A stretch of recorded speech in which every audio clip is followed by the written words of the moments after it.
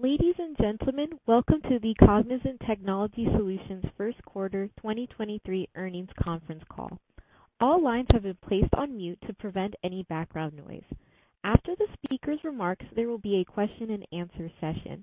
If you would like to ask a question at this time, please press star one on your telephone keypad. A confirmation tone will indicate your line is in the question queue. You may press star two if you would like to remove your question from the queue. For participants using speaker equipment, it may be necessary to pick up your handset before pressing the star keys. Thank you. I would like now to turn the conference over to Mr. Tyler Scott, Vice President and Investor Relations. Please go ahead, sir. Thank you, operator, and good afternoon, everyone. By now you should have received a copy of the earnings release and the investor supplement for the company's first quarter 2023 results. If you have not, copies are available on our website, cognizant.com. The speakers we have on today's call are Ravi Kumar, Chief Executive Officer, and Jan Siegmund, Chief Financial Officer. Before we begin, I would like to remind you that some of the comments made on today's call and some of the responses to your questions may contain forward-looking statements. These statements are subject to the risk and uncertainties as described in the company's earnings release and other filings with the SEC. Additionally, during our call today, we will reference certain non-GAAP financial measures that we believe provide useful information for our investors. Reconciliations of non-GAAP financial measures, where appropriate to the corresponding GAAP measures, can be found in the company's earnings release and other filings with the SEC. With that, I'd like to turn the call over to Ravi. Please go ahead. Thank you, Tyler. Good afternoon, everyone. When I spoke to you early February, I was just 3 weeks into my role. I explained my plan to move rapidly up the learning curve by embarking on a global listening and learning tour with associates, clients, and partners. I also mentioned that I would meet with more than 100 clients and as many of our associates as possible. In addition, I outlined 3 interrelated priorities: making Cognizant an employer of choice in its industry, accelerate revenue growth, especially by winning large deals, and enhancing our operational discipline. I'll comment on progress of each of these areas, but first I want to cover a few of the quarter's financial and operational highlights. In quarter one, we delivered revenue of $4.8 billion, a decline of 0.3% year over year as reported, but a growth of 1.5% in constant currency, above the high end of our guidance range. Our adjusted operating margin was 14.6%. We recorded strong quarterly bookings growth of 28% year over year and ended quarter one with record trailing 12 months bookings of $25.6 billion and a trailing 12 months book-to-bill of 1.3x. Approximately 30% of our quarter one bookings were large deals, which we define as total contract value above $50 million, compared to approximately 20% for all of 2022. We were very pleased with our first quarter bookings performance as well as the build in our pipeline, which includes a strong mix of large new opportunities. I am especially pleased to see the continuing reduction in our attrition, with trailing 12-month voluntary attrition for our technology services business declining to 23%, down 3% points sequentially and 7% points Y-on-Y, year-on-year. While Jan will cover our financial performance at a business segment level, given the importance of financial services on our momentum, I want to comment on the state of this business and the emerging opportunities we see in this segment. For starters, we believe our company-specific operational challenges in financial services have largely subsided, and we are beginning to stabilize the business. Our client portfolio has shown resilience, both in U.S. and internationally, but we're also seeing the impact from softer discretionary spending and decision delays by existing and potential clients. In the U.S., our banking clients are generally large institutions, and we have seen an uptick in our deal pipeline. Overall, we have seen early green shoots that we are moving this portfolio in the right direction while navigating the macro dynamics. We are encouraged by leading indicators such as strong Q1 global bookings growth for financial services at a rate above the company average, as well as an uptick in our large deal pipeline. I am particularly encouraged by my conversations with about 24 of our financial services clients. I came away from these meetings with many new opportunities to pursue related to cost takeout, vendor consolidation, post-merger integration, and a new wave of outsourcing in fintechs. Having said that, we still have a lot of work ahead and will be closely monitoring the environment to anticipate shifts in our clients' needs. To date, I have met either in person or virtually with C-suite executives from more than 100 of our clients, representing nearly all of our industry segments and all of our major geographies. Several themes have surfaced from these candid conversations. We have a strong goodwill with our clients, and they continue to recognize a culture of client centricity. They say we are easy to work with, attentive to nurturing our client relationships, and deeply understand their businesses. They like our entrepreneurial approach to developing solutions to their challenges. They also appreciate our humility, our willingness to learn, listen, and adapt. I believe the longevity and depth of our relationships have created a lot of accumulated trust. By the way, none of our clients I spoke to mentioned about Cognizant's digital mix. I believe that's because digital and non-digital capabilities have converged to the point where the distinction between the two is less significant. Instead, the differentiator many clients have spoken about is how well positioned Cognizant is at the confluence of technology and industry domains. Given that our digital mix is no longer a true measure of the value we are providing to clients, we have decided to stop disclosing this metric. With that said, clients want more from us. They trust us with their agendas, strategies, and competitive challenges. They tell me Cognizant has earned the right to challenge their thinking and be a strategic partner who co-creates solutions with them and offers insights on improving their operations. Overall, I came away with the sense that many clients are fans of our company. What also surfaced is that most clients are grappling with largely similar challenges, although with variations by industry. Their cost bases reflect the higher growth levels seen during the pandemic era, prompting an intensified focus on optimizing cost and efficiency and building greater resilience. They need to digitize workflows, enhance their customer and employee experiences, and boost the efficiency of their commercial and operational teams. In that context, I thought it would be useful to mention a few recent client wins that underscore the strategic cloud-focused work we do for clients and our skill as a systems integrator. We are partnering with Microsoft to build an integration roadmap between our TriZetto health products and the cloud for healthcare. Our shared aim is to give payers and providers easy access to cutting-edge technology solutions, streamlined claims management, and improved interoperability to deliver better patient and member experiences. In a new win, we are working with Boehringer Ingelheim to speed the development and improve the accuracy of their life-saving therapies. We help our client unify medicinal development processes and data into a unified cloud platform and enhance the collaboration across clinical, regulatory, and quality functions. We've been engaged by Volkswagen Group Ireland to re-engineer its siloed contact center platform into omni-channel customer service landscape that will deliver more personalized agent and customer experiences using Salesforce Cloud and Amazon Connect. And last week, we announced a new 5-year agreement to transform and support the global technology operations of a long-term client, Nike. We will help drive customer, employee, and partner experiences for Nike by leveraging hyper-automation, AI, and process reengineering.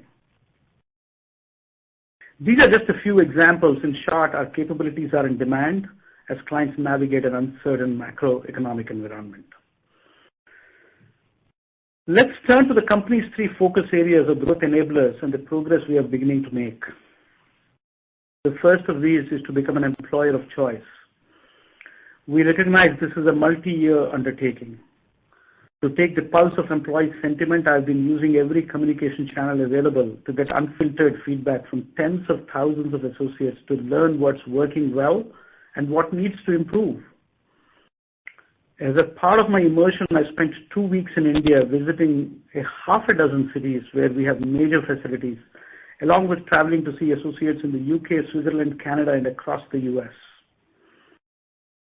I've been moved by our associates' warmth, enthusiasm, and energy, and what I'm hearing from them is very encouraging.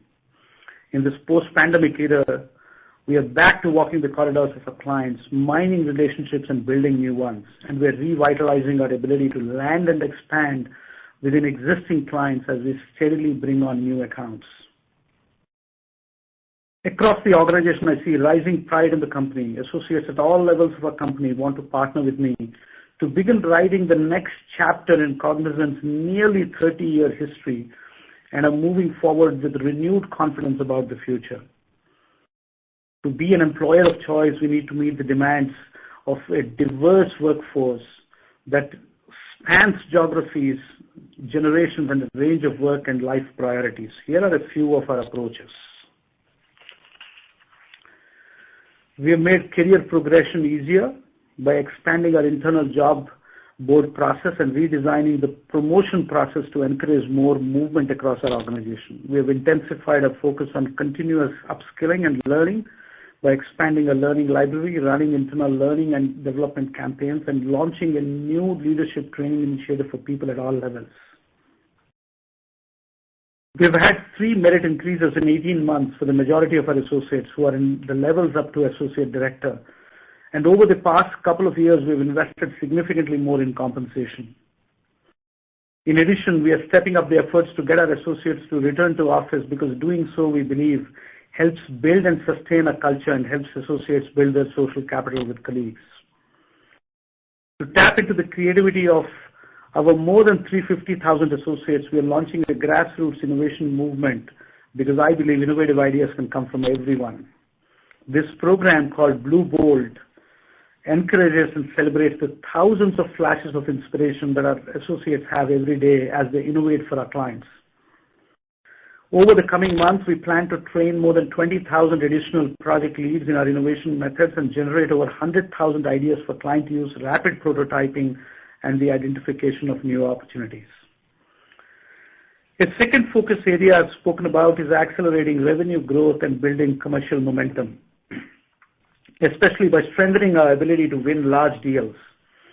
Our Q1 bookings were a balance of renewals, expansions, and new engagements, which we believe will provide revenue opportunities for us later in the year and well into 2024. Our strong bookings growth in the quarter, including 4 deals with a total contract value above $100 million. To cite one recent large deal, Horizon Healthcare Services selected us to manage their claims processing and counter submissions to the state and enrollment services for their 1.2 million members. In this 7-year renewal agreement, we will bring to bear advanced automation solutions for our TriZetto product suite to help Horizon expedite the claims payment process and ensure accuracy in support of their member services. Our large deal pipeline remains healthy for the next couple of quarters. Large deal bookings that align with our risk appetite are essential to building commercial momentum, but they can take time to ramp up and realize revenue. We are working on strengthening and industrializing delivery to support our execution of large deals. Moving to our third priority, operational excellence. As you may recall from my last call, I said that internal simplification would be a theme we'll carry forward to help achieve the company's full potential. Our drive for simplification will include operating with fewer layers to deliver greater agility, along with realigning our business to be closer to our clients and employees, and of course, to encourage a growth mindset. This endeavor, named Next Gen, is aimed at building the enterprise of the future by simplifying our business operations, optimizing our corporate functions, and realigning our workforce to a post-pandemic era of hybrid and redistributed work. The shift will provide an opportunity to rationalize our workspaces across the world, and especially in India's largest cities, by redistributing some real estate to smaller cities where we can expand and by modernizing some existing space. We expect the structural shift in our real estate costs to help eliminate 80,000 seats and 11 million square feet in large cities in India. This shift will also enable us to invest in collaboration spaces in smaller cities while creating structural savings for the future that we can invest in our people and growth opportunities. We expect this program to help enable us to deliver margin expansion in the range of 20 to 40 basis points in 2024 while supporting our large deal pipeline.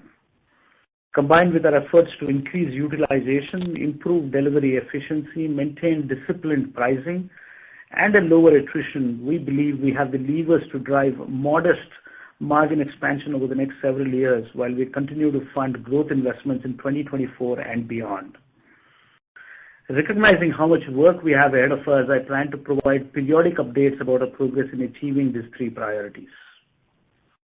Let's spend a moment on the demand environment and tech trends. We are carefully monitoring what remains an uncertain macroeconomic environment and with its potential for shifts in client priorities. That said, we're optimistic about our long-term opportunity within the IT services market. The demand for solutions and business outcomes remains solid as technology becomes core to nearly every business. The tech trend on everyone's mind is generative AI, with recent breakthroughs offering the potential to fundamentally transform our clients' businesses and increase our own productivity. To that end, we are accelerating our investment in generative AI. Our AI accelerator process uses studio environments to collaborate with clients to identify priority AI use cases and rapidly implement prototype solutions for field testing. We've conducted ideation sessions with over 30 clients and are now working to industrialize solutions to their common challenges. We believe generative AI will revolutionize the technology services industry, creating higher rates of productivity and driving greater prominence for software and data engineering expertise. We are using AI to enhance our own creativity and productivity.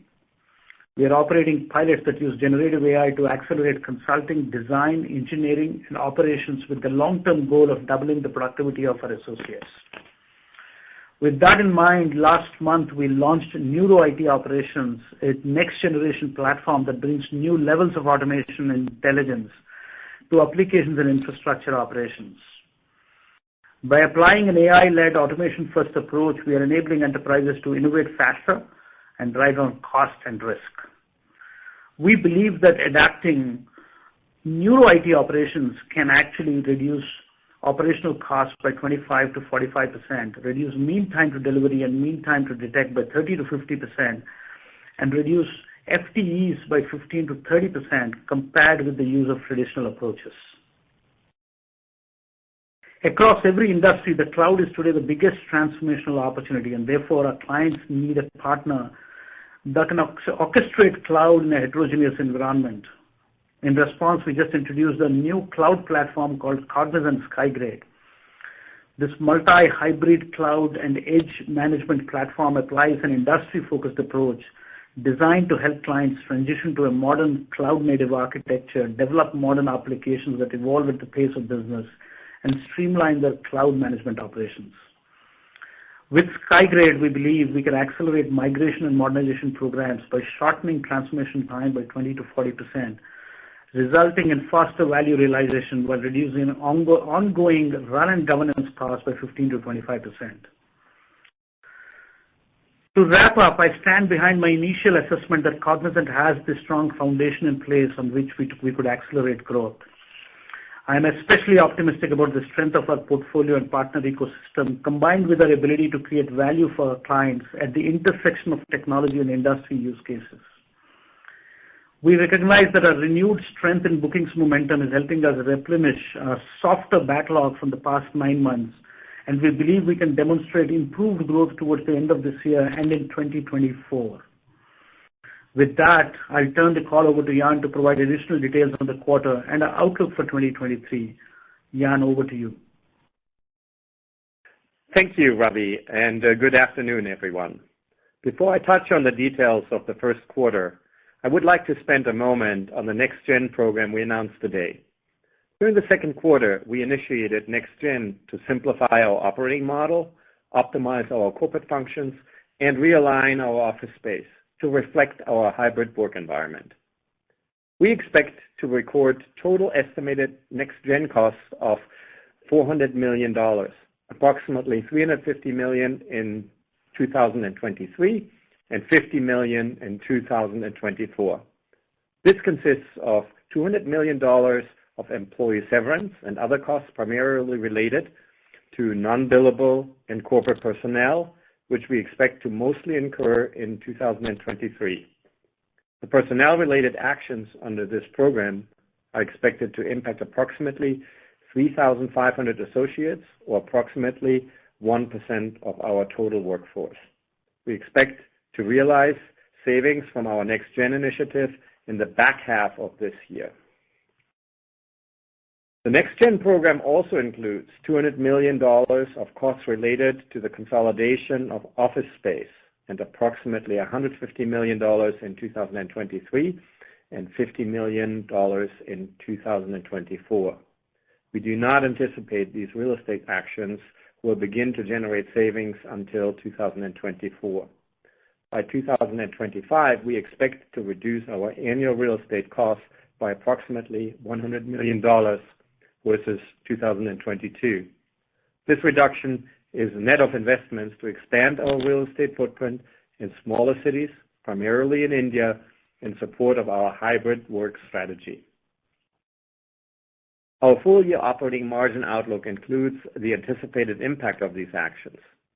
As Ravi mentioned, we expect this program to help enable us to deliver 20 to 40 basis points of margin expansion in 2024, in addition to funding revenue growth opportunities. This 2024 expectation assumes no further deterioration of the economic environment. Beyond 2024, we are focused on driving structural cost improvements to fund investments to support revenue growth, our people, and modernization of facilities, while driving consistent, modest margin expansion. Now moving on to the details for the quarter. We were pleased to deliver revenue above the high end of our guidance range, strong free cash flow, and healthy large deal bookings, which has helped us to begin to replenish our backlog following muted bookings growth throughout 2022. First quarter revenue was $4.8 billion, representing a decline of 30 basis points year over year, or growth of plus 1.5% in constant currency. Year-over-year growth includes approximately 100 basis points of growth from our recent acquisitions. As Ravi mentioned, we were pleased with our bookings performance in the first quarter, including the mix shift towards larger deals. We also exited the quarter with a strong pipeline of larger opportunities across industries. At the same time, we also saw pressure in smaller contracts, which we believe is a result of a softer discretionary spending being driven by the macro environment. This environment has a near-term impact on our revenue in the second quarter, which I will touch on in my guidance commentary. Moving on to segment results for the first quarter, where all growth rates provided will be year-over-year in constant currency. Within financial services, revenue declined 1%. Revenue pressure within our North American portfolio was partially offset by growth in our global growth markets, which was driven by public sector and insurance clients. In the first quarter, bookings growth within financial services outpaced the total company, and we are seeing an improving pipeline of opportunities over the next 12 months. While we have begun to see signs of stabilization, we are still rebuilding our backlog as we continue to navigate an uncertain macro environment. We believe this uncertainty has impacted the pace of client decision-making and put pressure on discretionary budgets. It has also resulted in new pipeline opportunities around cost savings, efficiency, and vendor consolidation, which we are actively pursuing. Health Sciences revenue grew 4%, consistent with last quarter. Growth was driven by increased demand from healthcare payer clients for our integrated software solutions. Products and Resources revenue grew 1%, reflecting inorganic contributions from recently completed acquisitions and continued strength among logistics, utility, and travel and hospitality customers. This was partially offset by pressure from retail, consumer goods, and manufacturing customers, which we believe reflects the economic environment. Communications, media, and technology revenue grew 4%, reflecting slower growth among our largest technology clients and muted growth among communications and media clients.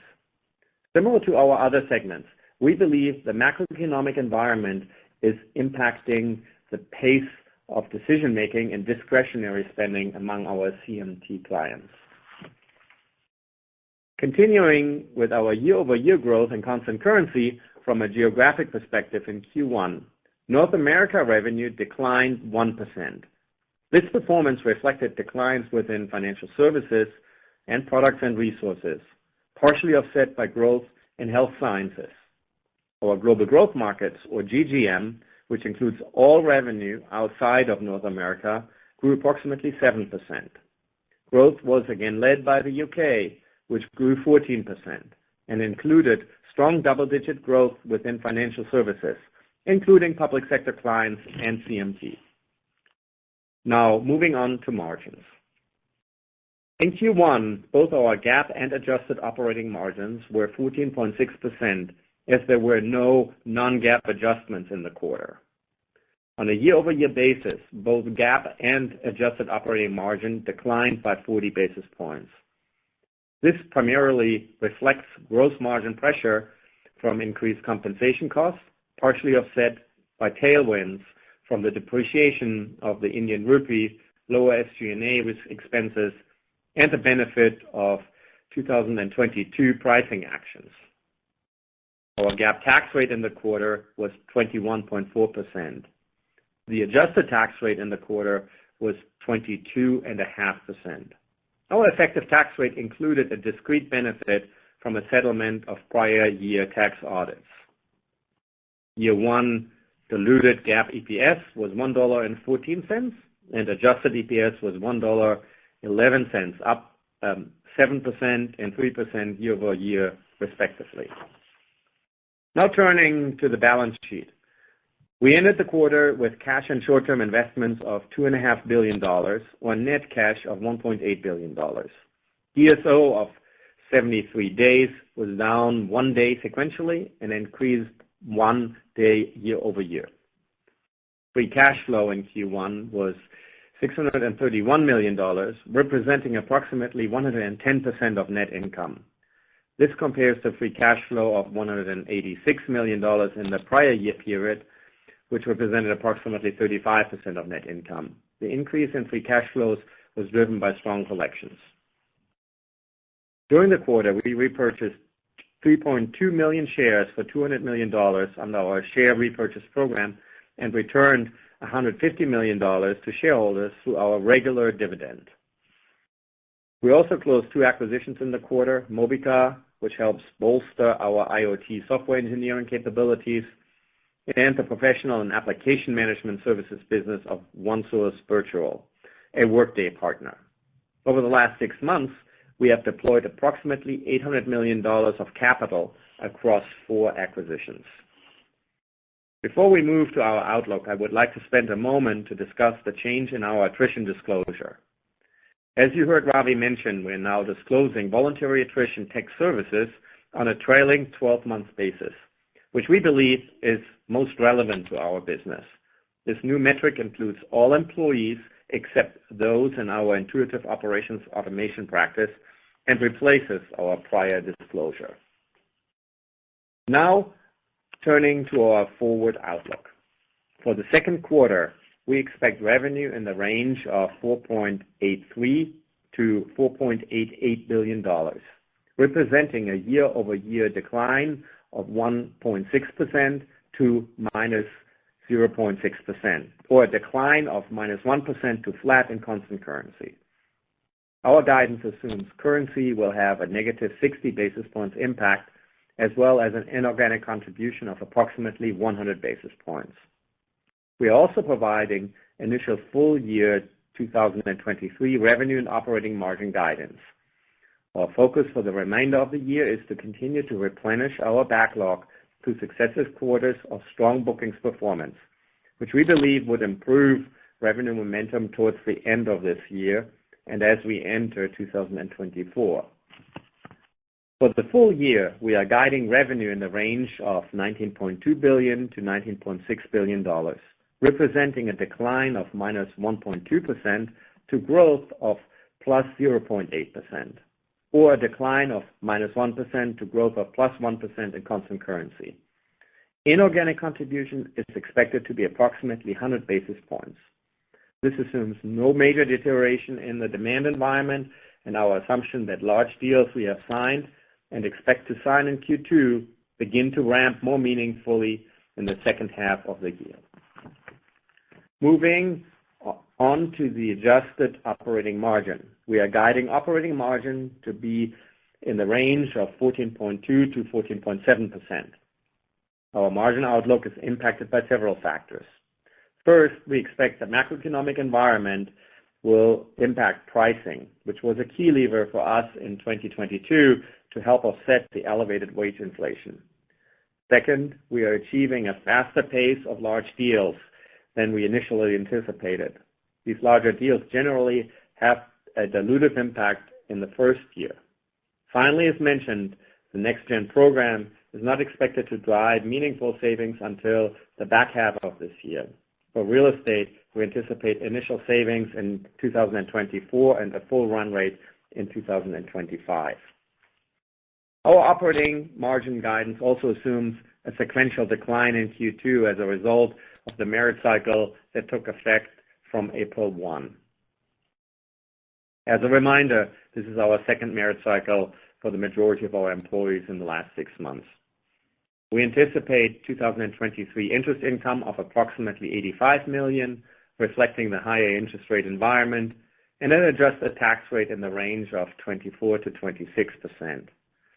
In 2023, we expect to deploy approximately $800 million on share repurchases, including the activity in Q1. This assumes repurchase activity above our long-term capital allocation framework and will reduce our weighted average share count by approximately 2.5% in 2023.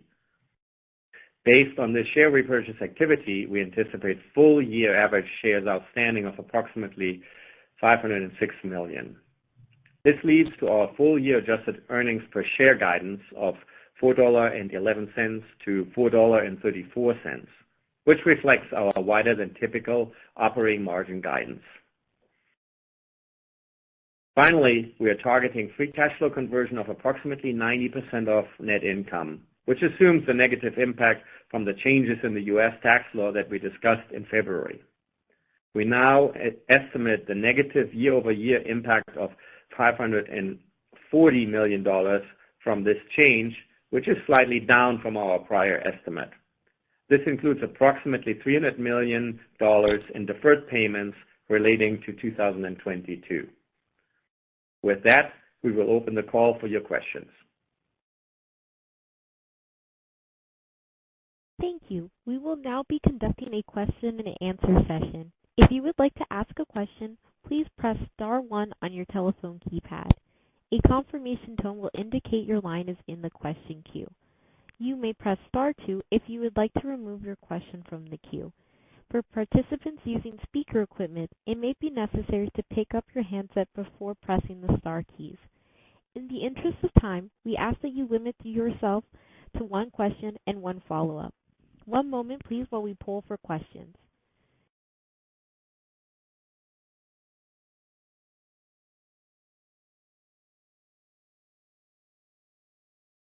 Thank you. Our first question comes from Lisa Ellis with MoffettNathanson. Please proceed with your question. Oh, terrific. Thanks for taking my question. Good, nice uptick here on the booking side. I just wanted to talk about this dynamic a little bit, maybe understand it a little bit more, as it's something that has been a little bit of a struggle with Cognizant over the last few years. You know, you're showing 9%, I think, bookings growth year on year, but that was a book-to-bill of like 1.3x, which implies a bit of a disconnect in sort of how bookings translate to revenues. Can you just talk a little bit? I know you mentioned you're refilling the backlog, and you know you're expecting it to come in later in the year. Can you just help us a little bit again with how we should think about that dynamic, the translation of bookings into revenue, and the timing, and maybe what's going on with the backlog or with the underlying base of revenue? Thank you. Thank you, Lisa.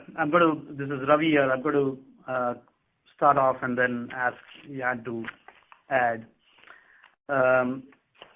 We recorded very strong bookings, 28% year-on-year, and 12-month trailing bookings of $25.6 billion.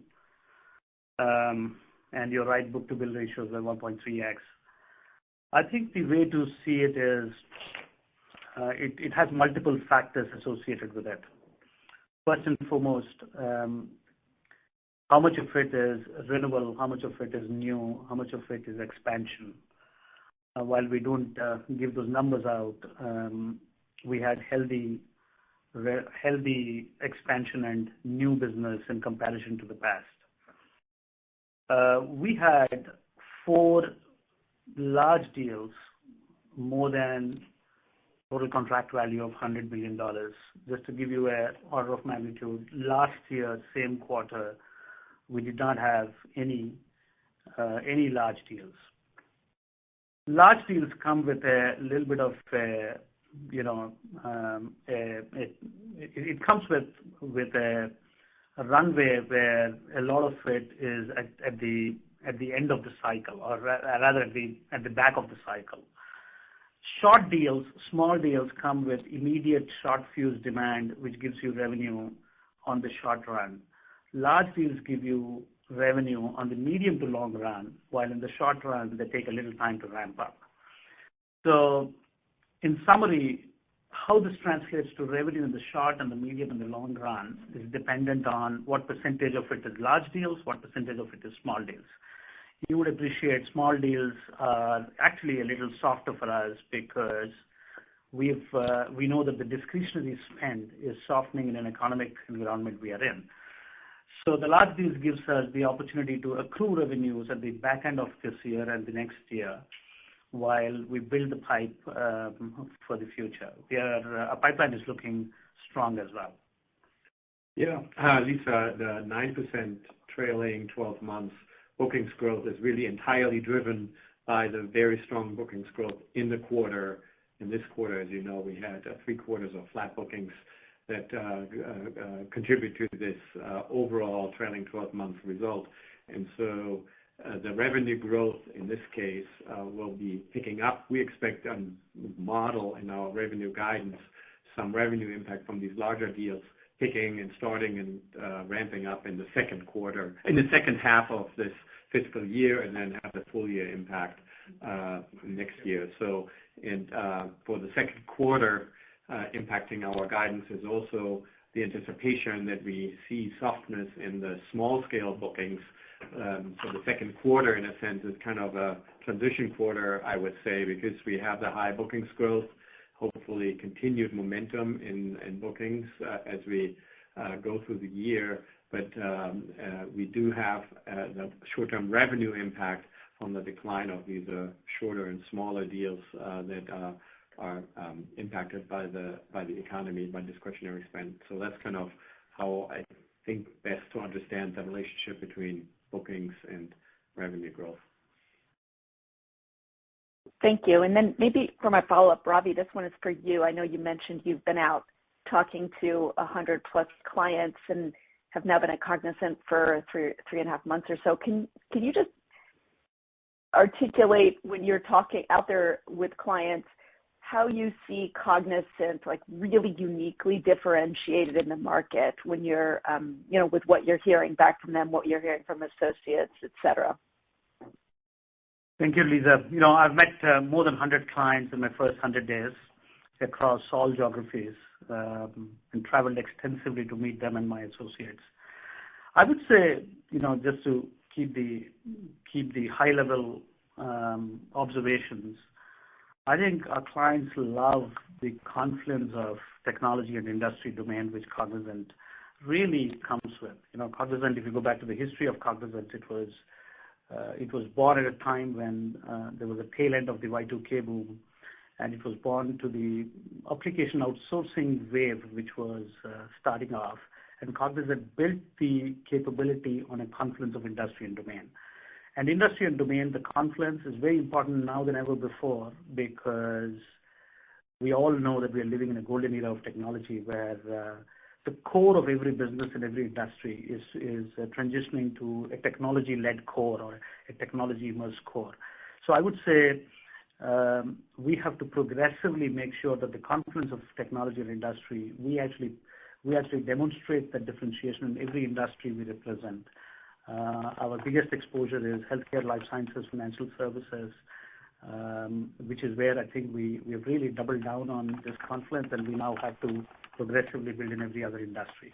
The second piece I would say is client centricity. I think over the years, Cognizant's growth has actually come from mining accounts with the breadth of capability Cognizant brings. And of course, the entrepreneurial spirit of our teams. These are the three things which stood out for me. And in fact, some clients actually who have worked with us for very long actually said we are fans of Cognizant. I mentioned that in my initial remarks, and that really stuck to me, that these are clients who want us to do more with them, who want us to challenge them, and who want us to co-create along with them for their technology future, if I may. So there can never be a better time for the confluence of technology and industry, and I think we are so well positioned for that.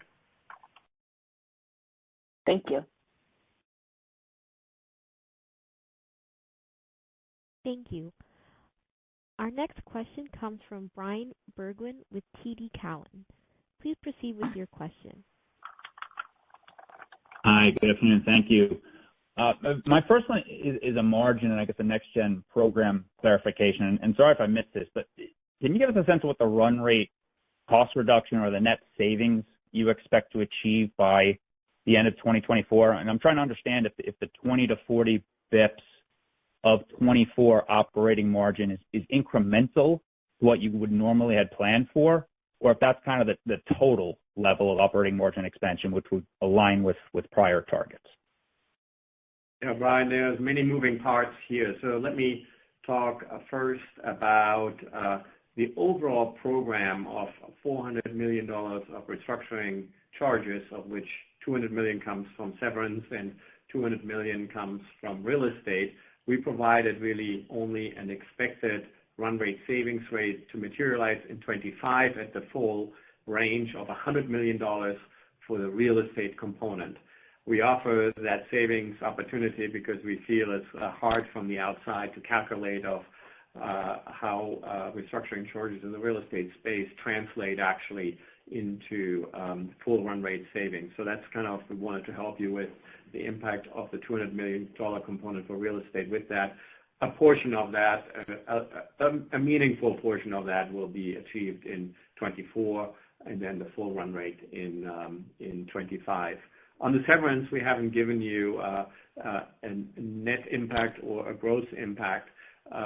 Number one, I think you can fairly easily calculate by the number of employees affected in the severance volume that we anticipate, make an assumption about the cost savings that we would see. There are many factors, and you see this reflected in a relatively wide range of margin that we give for the year. There's wage inflation, there's an uncertain pricing environment, and other things that we will have to manage through. So we haven't given more detail about the $200 million severance charge at this point in time. For 24, the 20 to 40 basis points of margin expansion would be off the exit rate in 23, and that would be our current outlook to 24. It should signal from our point of view our confidence that the full run rate of this program will help us to not only offset large deal pressure that we're going to see for these first year business cases of the larger deals, plus the wage inflation, plus other elements for 24. So it's a little unusual that we give that early in expectation on the margin, but we felt, given that the program is fairly sizable and only a portion is going to be realized in 23, it will be helpful for you to know that we are confident about return to margin expansion in 24. Just adding one additional thing out here. I think these are two structural shifts in our cost as well. Real estate costs in a hybrid environment, as well as the the structural shift in our personal costs, which is a part of our SG&A. I think is an important part of this program. It's a structural shift. Yeah, we should mention, and we did, I think, in our script, that we are focusing on non-billable and corporate functions. So these are intended to actually lower our SG&A rate, basically. Okay, I appreciate that. That's helpful. And then a follow-up, Ravi, on the large deal front, I guess maybe at the sales force. Can you talk about what you're doing specifically in these large deal pursuits and maybe your initial assessment of the sales force and the incentive structure? I'm curious what you may have put in place here early on in 1Q to give you some quick wins. Yeah, so we're very excited about the large deal momentum. This is initial momentum based on the bookings this quarter, as well as a good pipeline. I would say there are two swim lanes to this. One is a swim lane on transformational deals, which I think are in some ways now a little slowed down with the current economic environment. There is a second swim lane on cost takeout specifically in industries which went through a higher growth rate in the last few years, but are starting to go back to the pre-pandemic growth rates. They're starting to see that there is significant opportunity to take out costs, and they're using vendor consolidation or cost takeout as a way to construct a large deal. I see more of them now, and I would say both the swim lanes are equally important. As the economy takes a upturn, you're going to see more transformational digital work coming the other way. So I would really say both these are the two big categories of large deals, and the industries where we see more of it are the ones where there was a swing of growth during the upward trajectory of growth in the last few years, where that growth has started to taper down. The timing-wise, also the labor market is a little softened, so this is a good time for all our clients to start to get efficiencies and cost takeout and use a partner like Cognizant to support it. So we see more of them now than before, and of course, it's also reflective that our clients have the confidence for us to execute to those deals. Thank you very much.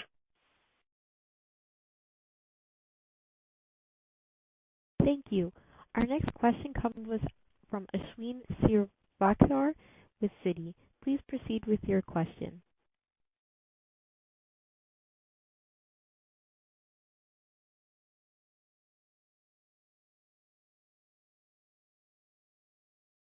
Hey, Ashwin, you may be on mute. Hey, sorry, I didn't recognize it was my name being called. Sorry. Hi, Ravi. Hi, Ann. Good to hear from you. Clearly, you guys have both been very busy. Appreciate the well thought out commentary. I guess I wanted to ask first about the cadence that you expect. Obviously, here, you've given Q2 outlook. Is there more of a ratable improvement from that rate to get to the full year, or is it more of a I don't want to call it a 4Q hockey stick, but is it a sharper improvement to the positive for 4Q? And then the similar question on margins, if you can talk about cadence. Yeah, I mean, you see our revenue guidance for the second quarter is largely in line with our revenue guidance in the first quarter.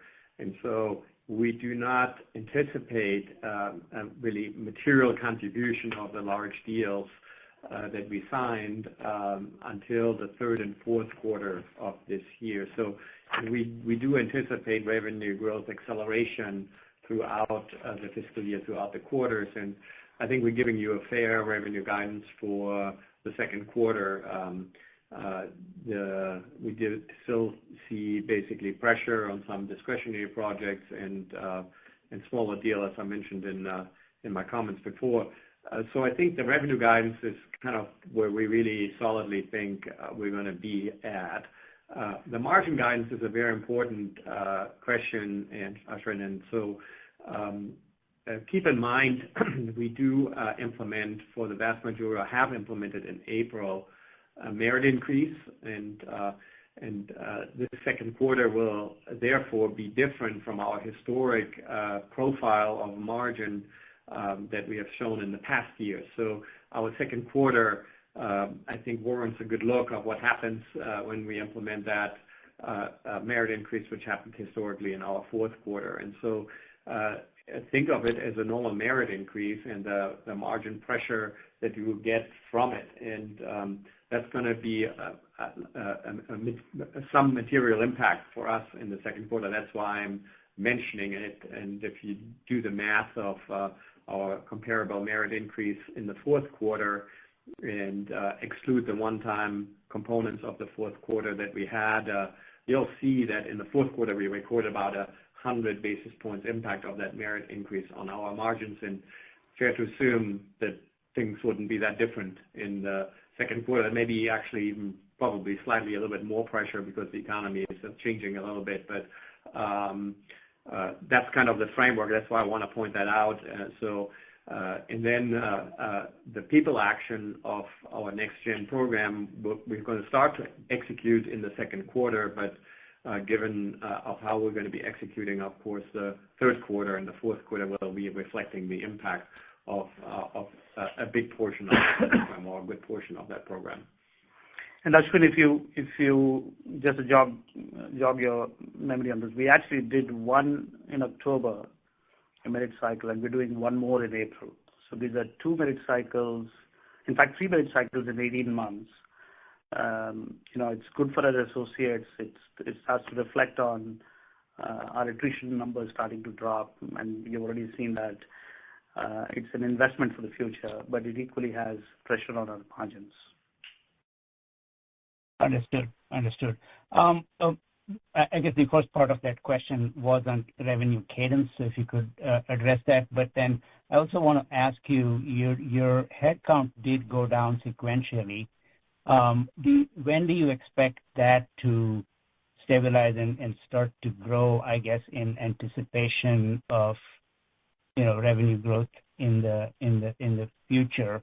And what part do you think increased automation, applying AI to yourselves might play as you think of headcount in the future? Ashwin, that's a great question, actually. One of the things, as I mentioned, my priorities is to get commercial momentum, large deals, reduce our attrition, and be an employer of choice. The third piece I spoke about is simplification of our operations. The next gen program is an important program to delayer our organization and to simplify our operations. Equally, one of the things we want to bring a huge cadence on, I think in the last 12 months or so, we had a very good initiative around pricing in the market, and that's a way to actually keep your margins intact. One of the focus areas for me moving forward is increased utilization, higher offshoring, better pyramid ratios, better leverage of Gen C program, and the fourth is what you just mentioned, which is embrace of automation in everything we do. In fact, just a few weeks ago, I launched a platform called Neuro IT Operations, where we're going to go relentless on applying automation to ourselves, both on technology as well as IT operations, and of course on the process side. So we do think this is going to be a little bit of a structural shift in the way we see our operating model, where we look at an uplift of margins, not just through pricing, but also through operational efficiencies and the leverage of automation. Automation is a moving scale. When everybody moves on that scale, you then start to share those benefits with your clients. And when you start to share those benefits with your clients, you have to re-innovate so that you can actually be ahead of the curve and keep it for yourself. So it's kind of a cycle you have to keep working on. And then when everybody, when you start to share it with your clients, when there is a new baseline, you have to re-baseline it with more innovation. So I would say we've got into that rhythm. So we are very excited about how we could be competitive to our deals, which we are starting to see, and how we could also on the downstream price deals to win and deliver them to margins using automation as a lever. So it's an important shift in the way we are seeing our operating model, and it's an evolving scale because of the fact that technology in that space is evolving so fast, including the leverage of generative AI to increase developer productivity, which is the new thing we are working on. Thank you very much. Thank you. Our next question comes from Surinder Feed with Jefferies. Please proceed with your question. Thank you. Following up on the last question, Ravi, can you maybe talk about the level of productivity gains in terms of potentially automation and the level of disruption here? And what I'm getting to here is there the potential for a step function change? And if there's a step function change, how does that impact the revenue model as you look over the long term, right? I assume you won't be able to generate the same level of revenues for a given level of service. It's an interesting question because it all depends on how much you want to leverage the productivity you generate out of these tools and instrumentation and platforms into your deals and use that to win more and share it with your clients, and how much you could actually constantly innovate beyond the time when you start to win the deals to when you start to execute the deals. So it's a very difficult one because it's a moving scale, because nobody spoke about generative AI in 2022. Everybody is speaking about it because just the scale at which it's come to disrupt various businesses in the world, including ours, right? So I would say it's a hard one to put a quantifiable impact on revenue and on margins.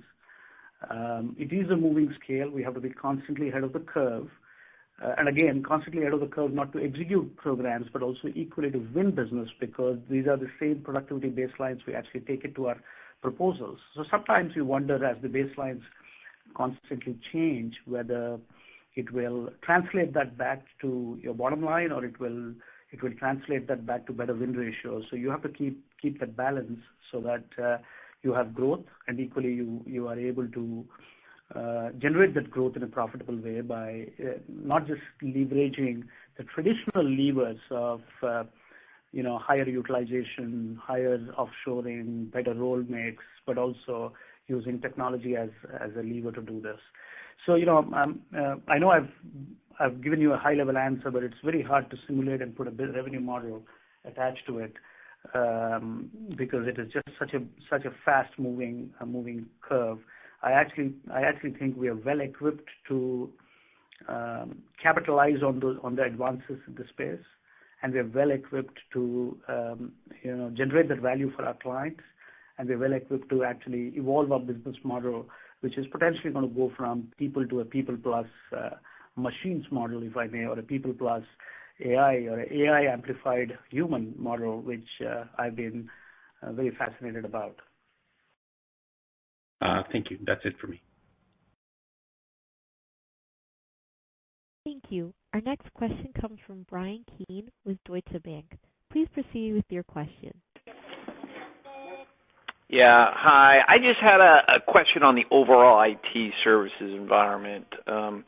Just thinking in your conversations you had with the 100 or so clients, Ravi, are people expecting the environment to stay similar in their IT spending budgets, or do you think people will put further pressure on budgets and IT spend as we go forward through this year?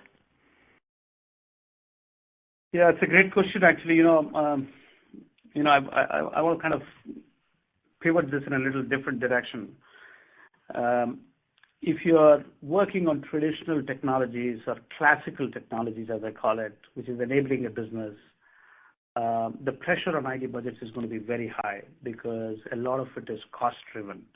If you're building a CRM system, if you're building an HR system, a supply chain system, I think the pressure of IT budgets with the economics uncertainty is going to be it's going to be tight. That's how I see it. If you are leveraging technology to disrupt the core of a business, say, as an example, if you're doing the connected car initiative of an automotive company. I don't think budgets will come on the way because it's a disruption of the business model. Equally, the capability you need is going to be deep as well, which means you have to build different swim lanes in your operating model so that you could cater to classical technologies on one side, but equally cater to deep expertise needed for disrupting the core of businesses. This is a swim lane which did not exist before because most businesses enable the businesses using technology now. Technology is immersed into businesses, which I think will have more flexibility on budgets because the paranoia about the core changing means you could become irrelevant if you don't make the change, and therefore you allocate more for securing your future as a business. Some industries are doing it more paranoid because there is more change in the core products and services, and some are actually not as worried about this issue. I would say, depending on where you are, this would, you would find IT budgets to be under stress, or you're going to find IT budgets not to be under stress. The second piece I would say you have to, we all have to think about is our universe is not as much just tech spend of enterprises. Our universe is operations spend of enterprises because technology is so deeply immersed into operations.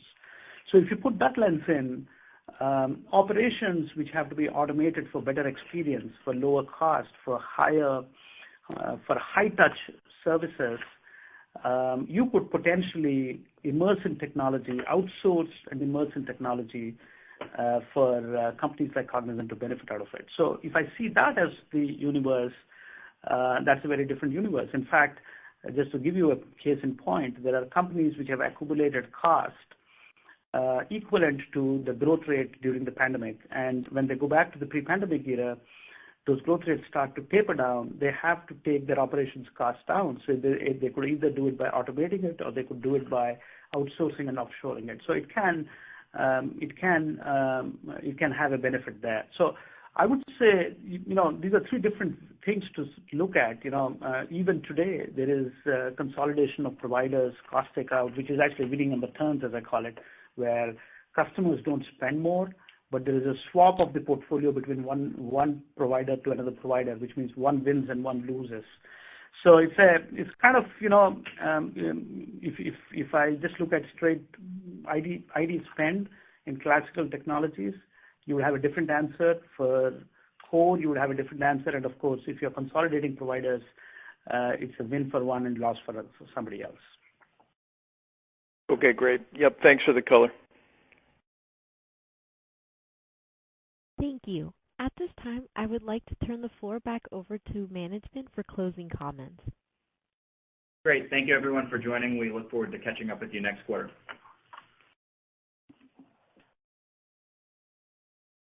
This concludes today's Cognizant Technology Solutions First Quarter 2023 Earnings Conference Call. You may disconnect now.